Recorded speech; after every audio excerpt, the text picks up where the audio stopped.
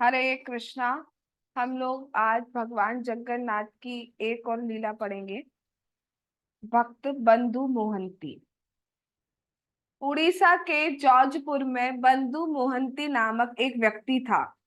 उसके एक पुत्र तथा दो पुत्रियां थीं। उसकी पत्नी अत्यंत आज्ञाकारी थी। वह अत्यंत निर्धनता एवं भिक्षावृत्ति के द्वारा जीवन यापन करता था। उसके पास कोई संचित धन नहीं था। वह जो कुछ संचित कर पाता था उसी दिन व्यय हो जाता था और शेष कुछ भी नहीं बचता था। बंधु मोहंती श्री हरि का परम भक्त था।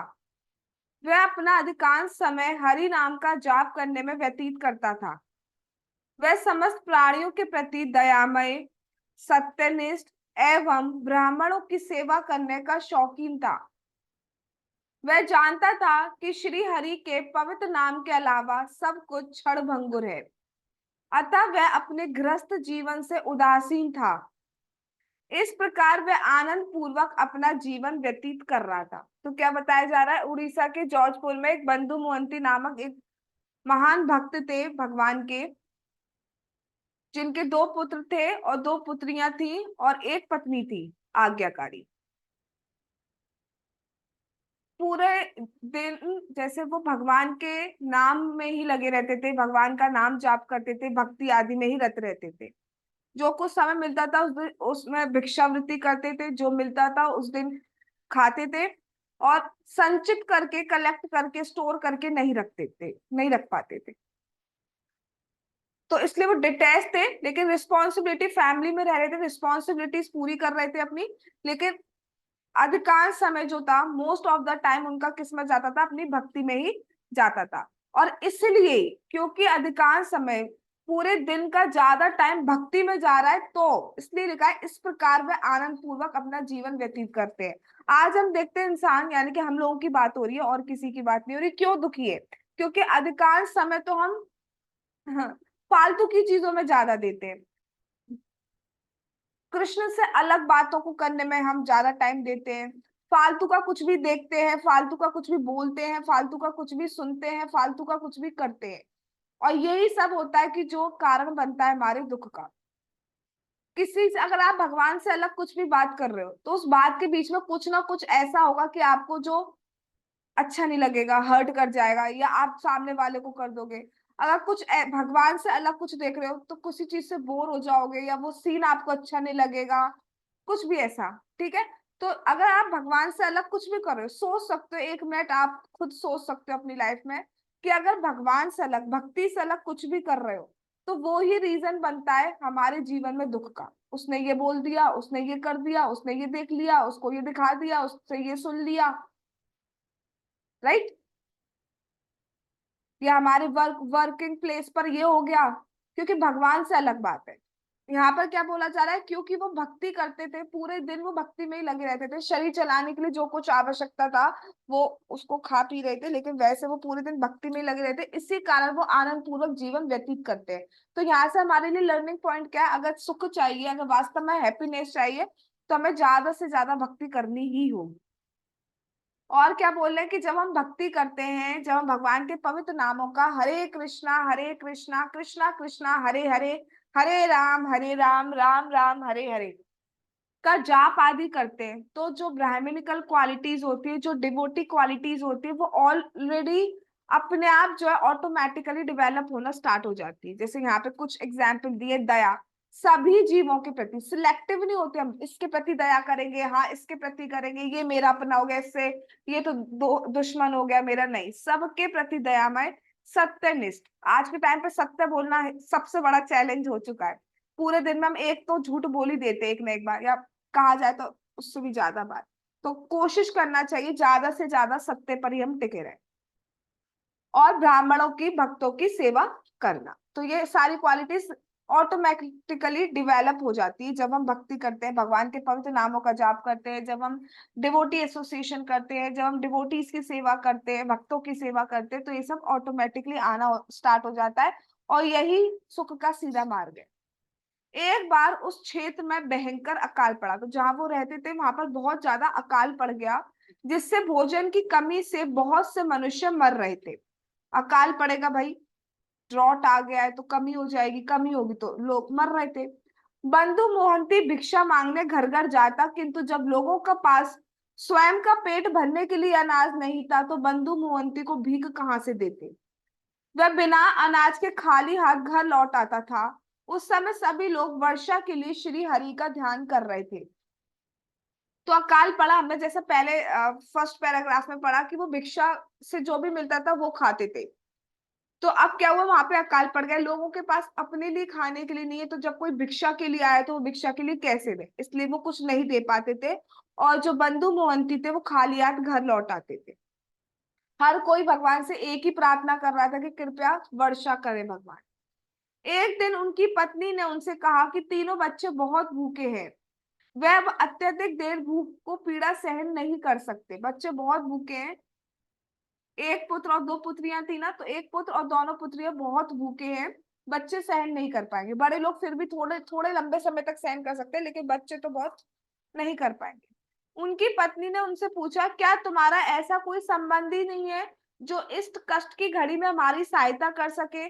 कोई ऐसा सगा संबंधी, हम उसके पास चले जाए कुछ दिन के लिए, कुछ ना कुछ किसी भी तरीके से हमारी हेल्प कर दे। बंधु मोहंती ने उत्तर दिया, मेरी सहायता करने वाला कोई भी रिश्तेदार नहीं है, किंतु मेरा एक परम मित्र है, परंतु वह यहाँ से बहुत दूर रहता है। वह इस संसार का सर्वश्रेष्ठ मनुष्य है, उसके समतुल्य कोई नहीं है। वह श्री क्षेत्र धाम पुरी में निवास करता है। यदि हम किसी प्रकार उनके पास पहुंच जाएं तो हमारे सारा संकट समाप्त हो जाएगा। ठीक है, तो उन्होंने कहा एक बहुत पुरुषोत्तम है, जो पुरुषोत्तम क्षेत्र में निवास करता है, पुरुषों में उत्तम यानी कि सर्वश्रेष्ठ पुरुष है, पुरुषों में उत्तम, और कहाँ पे निवास करता है, पुरी में निवास करते हैं।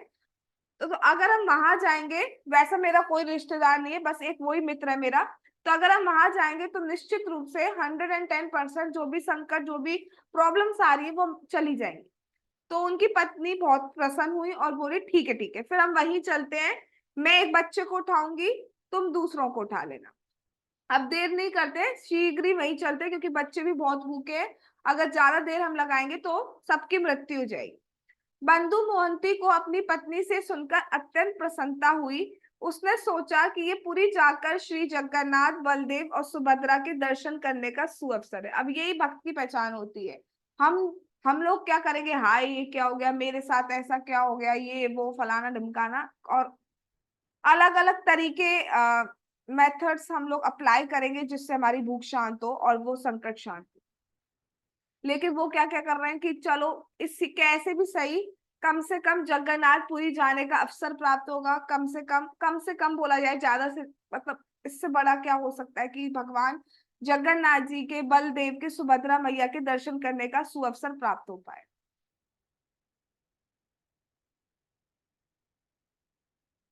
उन्होंने अपनी यात्रा प्रारंभ कर ली तथा 4 दिन की यात्रा के पश्चात श्री क्षेत्र धाम पहुंच गए। 4 दिन उन्होंने यात्रा की, पैदल ही की होगी, तो 4 दिन उनको लग गए, क्योंकि उड़ीसा में ही थे तो उड़ीसा से पैदल गए थे, इसलिए तो 4 दिन लग गए। वह जगन्नाथ मंदिर के सिंह द्वार पर पहुंच गए, जो मेन गेट है जगन्नाथपुरी का, सिंह द्वार कहा जाता है उसको, वहां वो पहुंच गए।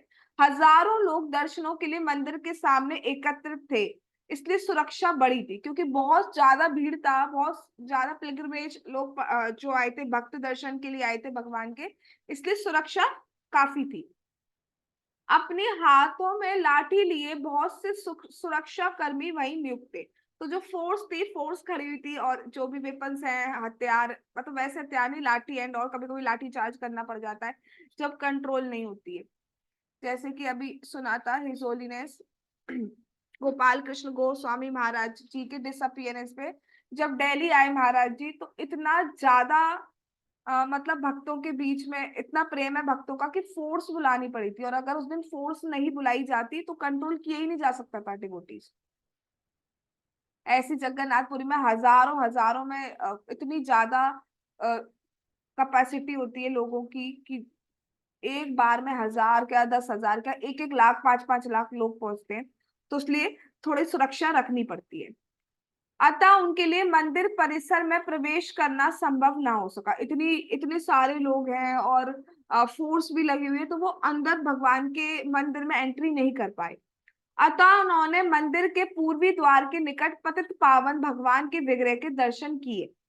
जिनको किसी कारण मंदिर में प्रवेश नहीं मिल पाता, वह विग्रह के दर्शन करके, वह इस विग्रह के दर्शन करके पुण्य कमाते हैं। अच्छा, तो जो मेन गेट से अंदर नहीं जा पाते, तो पूर्वी द्वार पर भी भगवान का एक विग्रह बनाए हुए हैं जगन्नाथ जी के। मुझे नॉलेज नहीं है, मैं इस कथा के हिसाब से बता रही हूँ जो लिखा हुआ है।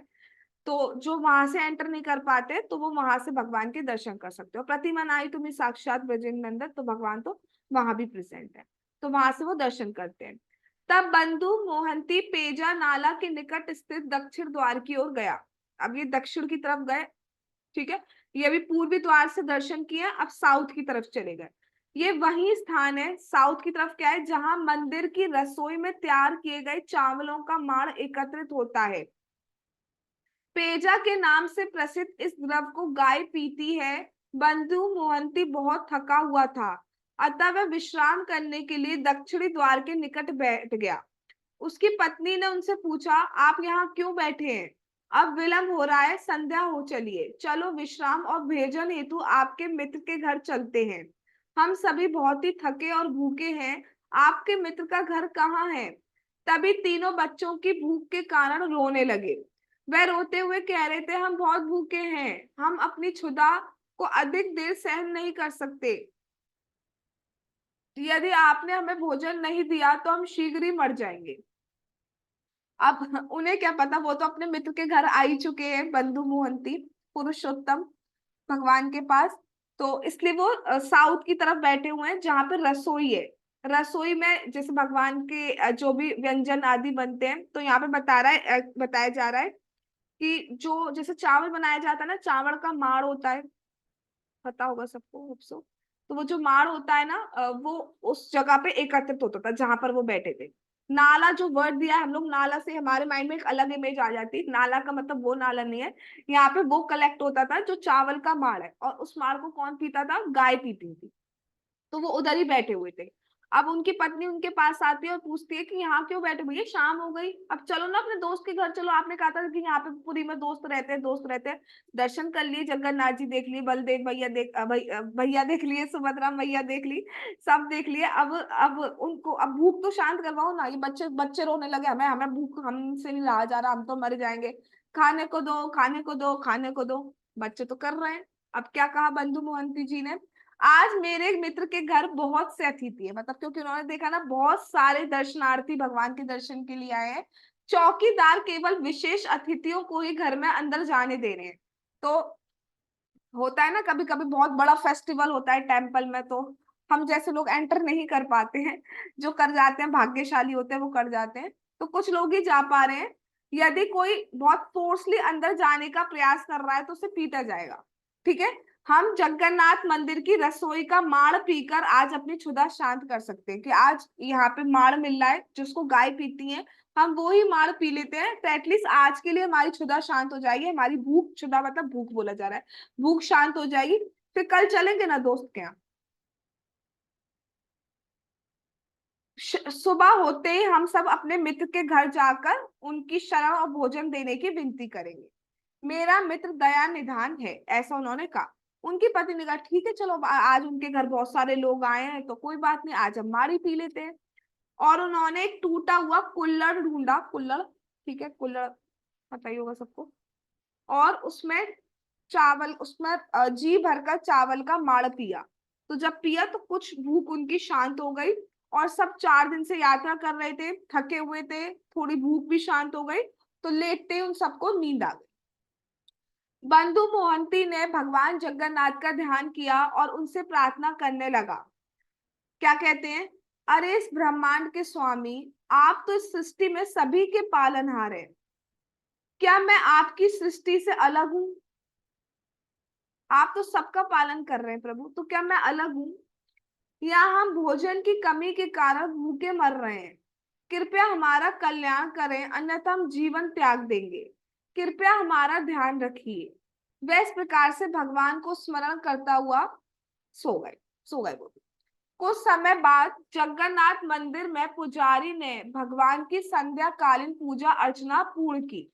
पूजा करने के पश्चात उन्होंने मंदिर के द्वार को ताला लगाया तथा चाबी अपने हाथ में लिए अपने घर की ओर चल दिए। तो रात हो गई, आरती वगैरह की, और फिर टेम्पल को बंद किया गया, क्लोज किया गया, ताला लगाया गया, और वो अपने घर चल दिए। तो जब फिर क्या हुआ, रात्रि के समय अपने भक्त को बिना कुछ खाए पिए सोता हुआ देख भगवान जगन्नाथ चिंतित हो गए। अब भगवान जगन्नाथ तो भाई पालनहार है, जगत के नाथ है, जगत के पालनहार है। तो जब उन्होंने देखा कि सब खा पी के सब कुछ हो गया, लेकिन ये वाले बच्चे मेरे जो है, ये मेरे जो भक्त है, ये तो बेचारे मार पी के, मार से कितनी भूख शांत होती है, तो भूखे ही सो गए। तो भगवान चिंतित हो गए। अब चिंतित क्या, भगवान का प्रेम है, भगवान चाहे तो उसी टाइम चुटकी बजा के भूख शांत कर सकते हैं, बट भगवान का प्रेम है। तो वो भी नहीं सोए, भगवान भी नहीं सोए। वो कहते हैं, मेरा मित्र इतनी दूर से मेरे पास आया है, मैं उसे बिना भोजन कराए कैसे सो सकता हूँ। सोचो अब भगवान कितने पर्सनल है, एक एक का ध्यान रखते हैं कि उसने खाया है, उसने नहीं खाया। हमारे माइंड में अभी क्या होता है इमेज, वो तो भगवान है, बहुत ऐश्वर्यशाली है, हाँ है, नो डाउट, बट हम सोचते वो हमारी तरफ क्या देखेंगे। उन्हें क्या फर्क पड़ेगा हमने खाया या नहीं खाया, हमने पानी पिया नहीं पिया, हम बैठे नहीं बैठे, हमने जाप किया नहीं किया, हमने कथा सुनी या नहीं सुनी इन 5-6 दिन में। उन्हें क्या फर्क पड़ेगा, बट उन्हें फर्क पड़ता है। ऐसा कहते हैं, मैंने कई बार लेक्चर्स में डिवोटी से सुना है, जब हम एक ही रूटीन डेली फॉलो करते हैं, जैसे एक ही टाइम, एक अगर हमारा फिक्स टाइम है, इसी टाइम पे हम जाप कर रहे हैं, एक ही जगह बैठ के अगर हम जाप कर रहे हैं, इसी टाइम हम कथा सुन रहे हैं, जैसे एक रूटीन फॉलो किया हुआ है, तो और जैसे होता है ना कि भगवान को भी हम उसी टाइम भोग लगा रहे हैं, उसी टाइम स्नान करा रहे हैं, उसी टाइम आरती कर रहे हैं, तो भगवान को भी आदत पड़ जाती है, वो भी वेट करते हैं आज आया नहीं। इसलिए कहा जाता है कि जब आप अपने घर में विग्रह स्थापित करें ऑल्टर में, तो उतनी सेवा लें। कुछ लोग क्या करते हैं, हाँ हम 8 बार भोजन लगाएंगे ठाकुर जी को, ठीक है, पहले दिन लगाया, दूसरे दिन लगाया, तीसरे दिन लगा दिया, उसके बाद 8 से आ गए 5 पे, फिर आ गए 2 पे, फिर आ गए वो बस इलायची दाने लगा दो, वो जयराम जी की। तो भगवान को भी आदत पड़ जाती, भगवान पर्सन है, he is the personality of God head, personality है वो। वो पूरा रेसिप्रोकेशन करते हैं, क्या बोल रहा है, क्या सोच रहा है, क्या खा रहा है, क्या पी रहा है, कितना ध्यान रख रहा है, एक एक चीज। अब जैसे भगवान के बर्तन है, बर्तनों को साफ करना है, तो हमारे लिए नॉर्मल है, हाँ ठीक है यार, कर क्या बस हो गया। वो भगवान देखते हैं कि जो भक्त होता है ना, वो उस सेवा को भी बहुत अच्छे से लेता है, बर्तन साफ करने में भी, कि कुछ भी नहीं लगा रहा है, भगवान खाएंगे। हमारा कॉन्शियसनेस उस टाइम यही होना चाहिए कि ये जो बर्तन है ये कृष्ण के हैं, इसको झूठे मुंह नहीं छू सकते, झूठे गंदे हाथों से नहीं छू सकते। तो इतना कॉन्शियसनेस हमारे माइंड में होना चाहिए, जहां हम रख रहे हैं स्लैब पर, वहां पे कुछ ऐसी गंदगी ना हो, वहां पर झूठे बर्तन ना हो। ऑल दो हमारे पास तो वैसे सिंक अलग होना चाहिए, लेकिन फिर भी नहीं है, तो इतना कॉन्शियस हो कि उससे पहले पूरी सफाई हुई हो, है ना, ये सब हमें ध्यान रखना चाहिए। क्योंकि भगवान एक एक चीज का देखते हैं, किस इंटेंशन से किया जा रहा है, कैसे क्या कर रहा है। ठीक है, अभी हम लोग उस स्टेट पे तो नहीं है, भक्त तो अभी हम नहीं बने, हम सभी में से कोई, लेकिन बनने का, जब अब तक हम सुनेंगे नहीं, बनने का प्रयास भी हम नहीं कर पाएंगे, ठीक है। तो समझना चाहिए कि कैसे कैसे हमें करना चाहिए। पूरी चीजें तो ना मैं फॉलो कर पा रही हूँ, पूरी चीजें तो ना आप फॉलो कर पा रहे हैं, बट जितना कर पा रहे हैं उसको ही अच्छे से, भगवान से ये प्रार्थना है अच्छे से करें और पूरे जीवन भर करते रहें। बहुत सारे चैलेंजेस बीच में आते हैं, जब लगता है कि डगमगा गए, ठीक है, माया अपना अपना प्रहार कर रही है, उन्हें अपना प्रहार करने दो। हम गिरते हैं, लुढ़कते हैं, लेकिन फिर दोबारा हमें खड़े होना है। इस ब्रह्मांड के स्वामी भंडार गृह में गए, भगवान खुद अपने भंडार गृह में गए और अपने साथ एक स्वर्ण थाल लेकर लौटे। उन्होंने उस थाली में सभी प्रकार के व्यंजन परोसे और दक्षिणी द्वार पर आ गए, भगवान आ गए स्वयं थाली लेकर। श्री भगवान ने बंधु मोहंती को पुकारा। बंधु मोहंती ने सुना कि कोई उनका नाम पुकार रहा है। और अब देखो, जब कोई किसी का नाम पुकारता है, अगर मैं यहाँ पे किसी का नाम बोलूं, ठीक है, तो अगर वो इधर उधर भी देख रहा है, आप में से जिसका भी मैं नाम बोलूं, तो अभी वो कान खोल के सुनेगा ना कि क्या कहा जा रहा है, क्यों मुझे बुलाया जा रहा है। ऐसे जब हम भगवान का नाम बोलते हैं ना, हरे कृष्णा कृष्णा कृष्णा हरे हरे, हरे राम राम राम हरे हरे। और तो भगवान का ऑलरेडी ध्यान हम पे होता है, लेकिन जब कोई नाम लेता है ना तो भगवान सारे काम छोड़ के सुनने लगते हैं, हाँ क्या कह रहा है। अगर फॉर एग्जाम्पल मैं किसी को आवाज दूं, तो वो सारे काम छोड़ के, या आप में से कोई मुझे बुलाए तो सारे काम छोड़ के पहले मैं सुनूंगी ना, हाँ क्या कह रहे हो, यस सुनो। ऐसे भगवान सब कुछ छोड़ के पहले सुनने लगते हैं जब कोई नाम लेता है। इसलिए नाम लेना बहुत ज्यादा इंपॉर्टेंट है, बहुत ज्यादा ज्यादा ज्यादा, मतलब सबसे ज्यादा इंपॉर्टेंट। तो जब वो सो रहे थे, बंधु मोहंती सो रहे थे, लेकिन सोते में भी जब कोई नाम लेता है ना तो हम उठ जाते हैं। हम सो रहे होते हैं, अब मम्मी हमें उठा रही है, नाम लेके तो उठाएंगे, उठो, ठीक है, जो भी बोल रही है, जैसे फॉर एग्जाम्पल बोल रही है गरिमा उठो, ठीक है, फॉर एग्जाम्पल ये बोला तो गरिमा गरिमा सो रही है, लेकिन तब भी उसके कान में ये आवाज अपना नाम चला जाएगा और वो उठ जाएगी। यस और no? Similarly apply to all.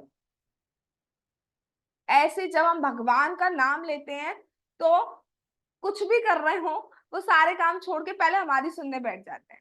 But हमारी प्रॉब्लम क्या है, हम नाम लेते कैसे हैं, ये सबसे बड़ी प्रॉब्लम है। हम किस चीज को प्रायोरिटी दे रहे हैं, नाम को प्रायोरिटी दे रहे हैं या नहीं दे रहे हैं, या जब भी नाम जाप कर रहे हैं तो किस टाइप से नाम जाप कर रहे हैं। एक होता है बस जो हमने नंबर डिसाइडेड किया है उसको पूरा करने के लिए नाम जाप कर रहे हैं। एक होता है बस कि हाँ बस डाल दो, बस 7 लाख कार्ड में डाल दो, हो गया, रट्टा मार, घिसट्टा मार, ठीक है। तो बस ऐसा, या एक एक नाम को, ठीक है सारे नाम हम नहीं सुन पाएंगे क्योंकि इतने इस अभी इतने शुद्ध नहीं हुए, लेकिन ट्राई करें जितना ज्यादा हो सके सुनने का ट्राई करना चाहिए, ठीक है। किसी दिन कुछ माला अच्छी हो सकती है, किसी दिन बिल्कुल भी अच्छा नहीं लगेगा, किसी दिन कुछ कुछ अच्छा लगेगा, कुछ कुछ अच्छा नहीं लगेगा। तो ये सब अनर्थ निवृत्ति की स्टेज पर है, होने दो। आप अपना कोशिश करते रहिए कि ध्यान से सुनने का कोशिश करना है। और सुनने की कोशिश जो है वो नाम आभास है, वो अच्छा नाम माना जाता है। शुद्ध नाम नहीं है बट नाम आभास है, उसको अच्छा माना जाता है, नाम अपराध नहीं है, ठीक है। तो हमें एटलीस्ट सुनने का कोशिश करना चाहिए, नाम को सिर्फ बोलना ही नहीं है, बोलना हाँ डेफिनेटली आप कैसे भी नाम जाप करोगे, ध्यान भी नहीं है तो भी वो अपना फायदा करेगा। बट अगर आप जल्दी प्रोग्रेस चाहते हो, बहुत ज्यादा प्रोग्रेस चाहते हो, तो उसके लिए नाम सुनना भी हमें चाहिए। तो भगवान पूरी थाली लेके आ गए और बहुत सारी डिशेस लगा के उसमें आ गए। फिर क्या हुआ, हाँ, तो बंदी मोहंती सोच रहे हैं कि कोई उनका नाम पुकार रहा है। तो इन्होंने सोचा कोई किसी और को पुकार रहा होगा, हो सकता है यहाँ पे इस नाम के, बंधु मोहंती नाम के बहुत से लोग होंगे, मुझे तो यहाँ कोई जानता नहीं ना, मुझे कोई क्यों बुलाएगा, तो कोई किसी और को बुला रहा होगा। तो वो फिर ध्यान नहीं दिया उन्होंने। उसके बाद भगवान ने दोबारा उठा बुलाया। अब भगवान ने देखा कि ये बंधु मोहंती बोलने पर सोच रहा है किसी और को बुला रहा हूँ, तो भगवान उनकी जो स्पेशलिटी है, आइडेंटिटी है, उसको लेके पुकार रहे हैं। क्या कह रहे हैं, अरे जॉर्जपुर वाले बंधु मोहंती कृपया जरा सुनिए। बंधु मोहंती से तो उन्हें लगा कि हाँ यहाँ भी कोई होगा, तो इसलिए भगवान स्पेसिफाई कर रहे हैं कि कौन से वाले बंधु मोहंती को बुला रहे हैं, जॉर्जपुर वाले बंधु मोहंती को। तुम पेज नाला के निकट अपने परिवार के साथ रुके हुए हो, पूरा पूरी आइडेंटिटी बता रही, कौन से जो वहां पे रुके हुए हो ना, आप यहाँ आइए, मैं तुम्हारे लिए भोजन लाया हूँ। ये सोच सुनकर बंधु मोहंती उधर गया, और उन्होंने देखा कि अब भगवान भगवान के ने एक वृद्ध ब्राह्मण का रूप लिया है। वृद्ध ब्राह्मण विभिन्न व्यंजनों से परिपूर्ण स्वर्ण थाली लेके उनके पास आया। ब्राह्मण के स्वरूप में स्वयं भगवान जगन्नाथ ने थाली देते हुए कहा कि कृपया इसे स्वीकार करें और अपने परिवार जनों को भोजन कराएं, कि आप भी इसे स्वीकार करो और अपने सारे जितने भी परिवार के लोग आए हैं उनको ये दीजिए। कल प्रातः काल होते ही मैं तुम्हारे लिए समस्त व्यवस्थाएं कर दूंगा, आज रात तो तुम ये खा लो और वहीं पे आप विश्राम आदि कर लो, प्रातः काल होते ही और बाकी की जो भी फैसिलिटीज है, बाकी की जो सेटलमेंट है वो कर दूंगा। इतना कहकर भगवान वहां से अंतर्ध्यान हो गए। बंधु मोहंती ने अत्यधिक प्रसन्नता के साथ प्रसाद लेकर अपने परिवारजनों को नींद से जगाया कि बहुत भूखे हैं, ठीक है। तो जब इतने सारा खाना, मतलब मतलब इतने दिन से उन्होंने देखा ही नहीं था, पहले तो सूखा सूखा पड़ रहा था और उससे पहले भिक्षा में जो मिलता था वो खाते थे। एक थाली में सजा हुआ इतनी सारी डिशेस तो उन्होंने देखी ही नहीं थी, एक तरीके से कहा जाए। तो बहुत प्रसन्न हुए और अपने पूरे परिवार को, बच्चों को जगाया और उनसे खाने के लिए कहा। और सबने क्या कहा, बंधु मोहंती ने अत्यधिक प्रसन्नता के साथ प्रसाद लेकर अपने परिवार को नींद से जगाया और छक कर, मतलब बिल्कुल भरपूर प्रसाद का आनंद लिया और पुनः सो गए। अब भरपेट आराम से अच्छी नींद आई। थाली को साफ करने के पश्चात बंधु मोहंती थाली को लौटाने के लिए दक्षिण द्वार पे गए कि वो वृद्ध ब्राह्मण वहीं खड़े होंगे। ये सोच कर के अंदर ब्राह्मण होंगे, उन्होंने थाली लौटा देंगे और कपाट को धक्का दिया, मतलब दरवाजे को ऐसे धक्का दिया। किंतु आश्चर्य की बात थी कि ब्राह्मण वहां नहीं था। तो बंधु मोहंती अपने जहां पे सो रहे थे वहीं पर वापस लौट आए कि कोई बात नहीं, सुबह मिलेंगे। उन्होंने कही थी ना सुबह व्यवस्था कर दूंगा, तो मॉर्निंग में मिलेंगे, तब मैं उनको ये थाली लौटा दूंगा। और उन्होंने अपने वस्त्रों से, क्योंकि सोने की थाली है, तो अब वस्त्रों से लपेट कर सुरक्षित रख लिया कि कल जब मिलेंगे मॉर्निंग में, तब मैं उनको ये रिटर्न कर दूंगा।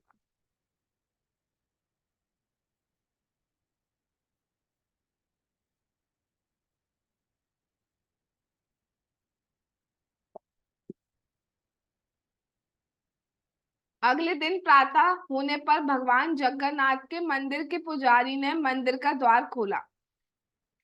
नेक्स्ट मॉर्निंग क्या हुआ, अब जो पुजारी जी थे उन्होंने वही सिंह द्वार आदि सारा भगवान का मंदिर का द्वार खोला। सभी अपने अपने कार्य में व्यस्त थे, कोई मतलब जो भी भगवान की ड्रेसिंग का करना है, मंदिर डेकोरेट करना है, सब अपने अपने उसमें लगे थे। जब उन्होंने भंडार गृह खोला तो उन्हें वो सोने की थाली नहीं मिली, क्योंकि वो तो अभी बंधु मोहंती के पास है, मिलेगी कहाँ से। अब खबर फैल गई किसी ने थाली चुरा ली है। स्वर्ण थाली के चुरा लिए जाने की सूचना प्रबंध समिति को, यानी कि मैनेजमेंट को दी गई। और उन्होंने फिर पुलिस बुला ली कि भैया सोने की थाली खोलो, ये जगन्नाथ जी की, ये क्या नाटक हुआ है। तो पुलिस को बुलाया गया। पुलिस का संदेह था कि भंडार गृह के अंदर से थाली चुराने वाला कोई पुजारी होगा। भाई बाहर से तो कोई आ नहीं सकता, अंदर ही अंदर किसी पुजारी ने चुराई है। इसलिए सारे पुजारी को बंदी बना लिया गया और उनकी बुरी तरह पिटाई भी की गई। किंतु रिजल्ट जीरो। रिजल्ट जीरो क्यों है कि भाई उनके पास तो है ही नहीं थाली। अचानक कुछ लोगों ने मंदिर के दक्षिणी द्वार के निकट एक व्यक्ति को अपने परिवार के साथ सोते हुए देखा। तो कुछ लोगों ने देखा कि ये कोई नई फैमिली सी आई है साउथ की तरफ, साउथ वाले गेट की तरफ कोई एक नई फैमिली सो रही है आराम से। और उनके पास एक कपड़े से लिपटी हुई सोने की थाली को देखा। थाली कपड़े से लिपटी होने पर भी, क्योंकि सोने की है, तो धूप जब उस पर सनरेज पड़ रही है तो वो चमचमा रही थी, इसलिए पता चल गया सोने की थाली है। तो तुरंत ही सबने मिलकर बंधु मोहंती को पकड़ लिया कि भाई इसी ने चुराई है, कपड़े में लपेट के आराम से सो और रहा है। उन्होंने उसे रस्सी से बांधकर पीटा और थाली छीन ली। बंधु मोहंती और उनकी पत्नी ने उन्हें समझाया कि किस प्रकार से सब, वो दोनों बताने लगे पति पत्नी कि हमने कोई थाली नहीं चुरा ली। रात्रि में एक वृद्ध ब्राह्मण आए और वो प्रसाद से भरी थाली लेकर ही हमारे पास आए थे। हम तो खाने के पश्चात उनको रिटर्न करने भी गए, बट वो वहां थे ही नहीं। तो इसलिए हमने रख लिया और हमने सोचा मॉर्निंग में मिलेंगे तो संभाल के कपड़े से ढक्का रख लेते हैं, मॉर्निंग में मिलेंगे तब रिटर्न कर देंगे। बंधु मोहंती और उनकी पत्नी ने पुलिस से निवेदन किया कि हम कोई अपराधी नहीं है, हमारा कोई दोष है ही नहीं, हमें क्यों पीट रहे हो। लेकिन किसी ने उनकी बात को मानी। अच्छा तुम्हारे पास अर्धरात्रि में कोई आएगा, हाँ तुम ही तो स्पेशल हो रहे हो, और पूरा भर के तुम्हें खाने को दे गया और तुम आराम से ऐसे दक्षिण द्वार के पास ऐसे भरपेट सो रहे हो। तो किसी ने माना नहीं और उनको जेल में डाल दिया गया। बंधु मोहंती कारागार में बंदी था, लेकिन अच्छी बात यह है कि वहां पर भी वो भगवान का ही ध्यान कर रहे हैं, भगवान का ही स्मरण कर रहे हैं, दोष आरोपण भगवान पे नहीं कर रहे हैं। प्रार्थना जरूर करते हैं, यही भक्तों की पहचान होती है। देखो कई बार ऐसा होता है, वैसे तो हमें कोशिश करना चाहिए मटीरियलिस्टिक का, भगवान से कुछ ना मांगे, लेकिन फिर भी बहुत दुख आता है तो भाई किससे मांगेंगे, तो फिर हमें भगवान से ही मांगना है। ठीक है, भगवान से मांगो, कोई प्रॉब्लम है, कुछ परेशानी है, किसी चीज की कमी है तो भगवान से मांगो, बट दोष आरोपण नहीं करना चाहिए। उस पे क्यों है, मेरे पे क्यों नहीं है, मेरे साथ ऐसा क्यों, मैं तो आपके साथ कर रहा हूँ, अगर मैं करता हूँ तो आपको करना ही होगा, नहीं करा तो मैं छोड़ दूंगा, ये कर दूंगा वो कर दूंगा। ये चीजें नहीं करनी चाहिए। हमारा एटीट्यूड प्रार्थना का, रिक्वेस्ट का होना चाहिए, इंस्ट्रक्शंस का, ऑर्डर का नहीं होना चाहिए। वैसे प्रेम का लक्षण ही ये होता है, अगर आप किसी से प्रेम करते हो तो आप रिक्वेस्ट कर सकते हो, आप ऑर्डर नहीं दे सकते, वही प्रेम होता है एक्चुअली। तो उन्होंने प्रार्थना की, परम पूज्य जगन्नाथ, मैं संसार में अधमतम प्राणी हूँ। हम क्या कहेंगे, देखो हम कितने दूध के धुले हैं, हम कितने दूध के धुले प्राणी हैं। अच्छा, बंधु मोहंती क्या कह रहे हैं, आप दया के सागर हैं। हम क्या कहेंगे, हम देखो कितने दयावान हैं। बंधु मोहंती कह रहे हैं मुझ जैसा कोई पापी नहीं होगा। हम क्या कहेंगे, मुझ जैसा कोई पुण्यवान नहीं होगा। और बंधु मोहंती कह रहे हैं आप जैसा कोई दयालु नहीं होगा। और हम क्या कहेंगे, हम जैसा देखो हमने कितना लोगों को मदद किया है। हम लोग ये सोचते हैं, कुछ नहीं करते हम किसी के लिए, सब भगवान हमसे करवा देते हैं अगर हम कर रहे हैं। ऑल दो वैसे तो हम कुछ कर ही नहीं रहे हैं, किसी के लिए क्या ही कर रहे हैं। दूसरे को दुख ही ना दें, हम वो ही बहुत है हमारे लिए। सुख तो हम दे ही नहीं सकते किसी को। हमारे हम जिस लेवल पर है फिलहाल, हमारे लिए ये है कि हम किसी को दुख ही ना दें। सुख तो देना भी हमारे लिए बहुत दूर की बात है। बस इस टाइम पे, जिस टाइम पे प्रेजेंट में हूँ, यही है कि किसी को दुख ना दो। आप दया के सागर हैं, आप तो पतित आत्माओं के उद्धारक हैं। आप जैसा चाहे करें, बस ये सबसे अच्छी लाइन है, आप जैसा चाहे करें। हम कहते हैं नहीं भगवान, आप जैसा चाहो वैसा नहीं करो, मैं आपको बताता हूँ क्या करना है। देखो देखो, एक अच्छी सी जॉब लगवा दो, और उस जॉब में ऐसा हो ज्यादा काम नहीं करना पड़े, ज्यादा टाइम नहीं देना पड़े, बस। और जल्दी घर आ जाओ, 2 घंटा यहाँ 2 घंटा वहां, ऐसे ऐसे करके हम भगवान को पूरा ये बताने बैठ जाते हैं ऐसा करना, ऐसा करना, ऐसा करना, ऐसा करना, ऐसा करना। नहीं, हमें करना है जो मेरे लिए अच्छा हो भगवान, वो आप करें। ठीक है। अब कोई प्रॉब्लम है, कोई स्ट्रगल हम फेस कर रहे हैं, वो हम भगवान को कन्वे कर सकते हैं। आपके अतिरिक्त मेरा कोई शरणदाता नहीं है। बट प्रॉब्लम ये है ना, हम जगह जगह शरण ढूंढते हैं, ये मेरी मदद कर देगा, ये मेरी हेल्प कर देगी, ये मेरे दुख का हटा देगा। हम जगह जगह शरण ढूंढते हैं, बट असली शरण हमारी कहाँ है, भगवान। उनके अतिरिक्त और कोई शरण है ही नहीं। इस प्रकार विचार करते हुए एकाग्र चित्त होकर वो भगवान के चरण कमल पे ध्यान करने लगे। शाम को मंदिर के समस्त भक्त और पुजारी जगन्नाथ जी के सेवा कार्यों से निवृत्त होकर वापस अपने अपने निवास को चले गए। तो शाम को, वही रात के टाइम पे, सब अपने अपने घर चले गए सारी सेवा करके। भक्तों के लिए सदा चिंतित रहने वाले सर्वव्यापी श्री हरि ने अपने प्रिय भक्त को, अब भगवान से अब उनकी बंधु मोहंती की परेशानी नहीं देखी गई। वह तुरंत ही अपने वाहन गरुड़ पर सवार होकर राजा के महल पहुंच गए। और उस समय राजा सो रहा था। भगवान जगन्नाथ जी स्वप्न में बहुत प्रकट होते हैं। स्वप्न में प्रकट हुए देखना, ज्यादातर लीला में स्वप्न में ही प्रकट होते हैं। स्वप्न में प्रकट होते हैं, और स्वप्न में प्रकट होकर क्या करते हैं, हमेशा डांटते हैं या थप्पड़ मारते हैं। तो प्रकट हुए और बोले, हे राजन सुनो, जब तुम्हारे घर पर कोई अतिथि पधारता है तो क्या तुम उसे भोजन कराए बिना सुला देते हो? क्या तुम्हारे महल में कोई ऐसा भी प्राणी है जो भोजन किए सो रहा हो, किए बिना? मेरा परम मित्र अपने परिवार के साथ मुझ पर असीम श्रद्धा और विश्वास रखकर जौजपुर से आया। मैंने उसके लिए भोजन की व्यवस्था की। क्या मैंने आपकी पिता की संपत्ति उस पर लुटा दी? क्या मैंने तुम्हारे पिता की संपत्ति लुटा दी जो तुमने जेल में डाल दिया उसे? मैंने ही अपने मित्र को स्वर्ण थाल में भोजन परोसा था। इससे तुम्हारा क्या गया? तुम्हारा क्या गया है? तुम्हारी थाली थी वो। तुम्हारे कर्मचारियों ने उसे पूरे परिवार के साथ बंदी बना लिया और उसे पीटा, उसे हाथ पैर बांधकर जेल में डाल दिया है। और वो अपने परिवार, मेरा जो मित्र है, वो अपने परिवार के साथ कष्ट उठा रहा है। अब मैं तुम्हें आदेश दे रहा हूं कि 10 दिन बाद जाकर उसे मुक्त करो। नहीं, तुरंत जाकर उसे मुक्त करो। अभी के अभी जाओ और उसे मुक्त करो, और उसके चरण कमलों को विनम्रता और श्रद्धा के साथ पखारो। वो बहुत पूजनीय है। उन्हें सुंदर वस्त्र पहनाओ, आभूषण दो, राजसी सम्मान करो, उसके सर पर पगड़ी बांधो, इतना सम्मान दो। जो भी मेरा मित्र है, जो भी मेरा भक्त है, जो भी मेरी भक्ति कर रहा है, वो सेवा और सम्मान का पात्र है। हम क्या करते हैं, हम हो जाते हैं डिफरेंशिएटर। ये इसने तो अभी अभी माला शुरू करी है, ये ये तो 2 राउंड करता है, मैं तो 14 राउंड करती हूँ, मैं तो 16 राउंड करती हूँ, मैं तो 12 राउंड करती हूँ। ये देखो, अभी तो ये बहुत सारे स्ट्रगल है, अभी तो देखो ये भी खा रहा है, ये भी पी रहा है, ये भी कर रहा है, वो भी कर रहा है।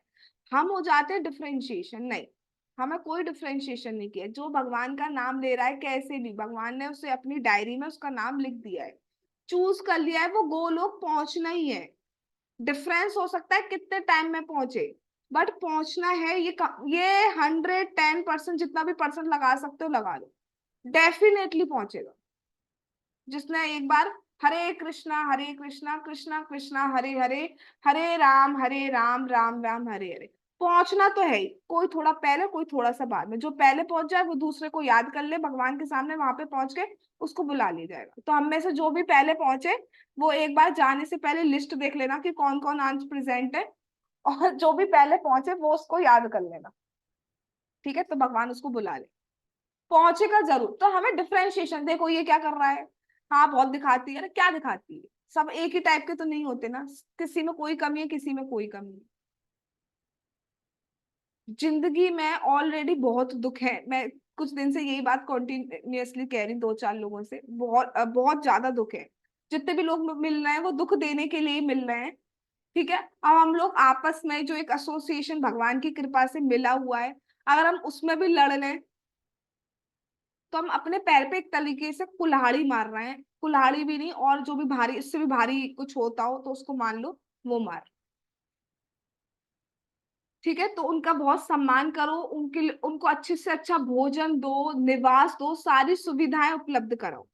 और अगर तुमने देरी करी, बात नहीं मानी, तो तुम्हारे पूरे परिवार का नाश कर दो, ठीक है। भगवान ने उसको जगाया राजा को, वहां से चले गए। अब राजा, "हाँ, ये क्या हुआ, पूरा परिवार नष्ट हो जाएगा"। तो वो उसी वक्त उठे और सारी बात समझाई, और राजा ने स्वयं बंदी गृह में जाकर उनको मुक्त किया, क्षमा मांगी, गले लगाया और कहा, आपके दर्शन करके मैं धन्य हो गया हूँ, मेरा जीवन सफल हो गया है, मैं अत्यंत सौभाग्यशाली हूँ, कृपया मेरे कर्मचारियों द्वारा किए गए अपराध के लिए क्षमा करें। फिर उन्होंने जल से उनका बंधु मोहंती का अभिषेक किया, बहुत सुंदर वस्त्र और आभूषण दिए, पगड़ी बांधी, सारे खाने पीने की बाकी सारी फैसिलिटीज उनके लिए अरेंज करी गई, बहुत सम्मान दिया, आदर दिया, ठीक है। और दक्षिणी द्वार के पास ही उनके लिए एक बहुत सुंदर महल बनवाया गया, भवन बनवाया गया, जिसमें वो अपने घनिष्ठ बंधु मोहंती, अपने घनिष्ठ मित्र यानी कि जगन्नाथ जी के पास ही रहने, पास में रहने लगे, और पूरा जीवन उन्होंने भगवान को ही समर्पित कर दिया। तो भगवान ने जैसी उन पे कृपा करी वैसी हम पर भी की करें, हम पे कर ही रहे हैं। जब भगवान ने अपना नाम हमें दे दिया तो बहुत बड़ी कृपा हम पे कर दी है। बस एक ही प्रार्थना हमें करनी चाहिए कि हम भगवान का नाम पूरी श्रद्धा के साथ, पूरे फेथ के साथ और अपनी पूरी कैपेसिटी के साथ नाम जाप कर पाए। तो आई होप कि ये जो आज का लीला है वो कल मॉर्निंग की चैंटिंग में हमें हेल्प करे, कुछ बात याद रहे या नहीं रहे, बस इतना याद रहना चाहिए कि भगवान का नाम कितना इम्पोर्टेंट है, और भगवान एक एक चीज हमारी देख रहे हैं, एक एक चीज मतलब एक एक चीज। जगत गुरु श्रीला प्रभुपाद की जय। श्री जगन्नाथ, श्री बलदेव, श्री सुभद्रा महारानी की जय। श्री श्री गौर निताई की जय। श्री श्री कृष्ण बलराम की जय। श्री श्री ललिता विशाखा राधे श्याम की जय। श्री वृंदावन धाम की जय। हरे कृष्ण महामंत्र की जय। निताई गौर प्रेमानंदे हरि हरि बोल। हरे कृष्णा कृष्ण कृष्ण हरे हरे, हरे राम राम राम हरे हरे। वाञ्छाकल्पतरुभ्यश्च कृपा सिंधु भयेव च पतितानां पावनेभ्यो वैष्णवेभ्यो नमो नमः। All glories to assembled devotees. Hare Krishna.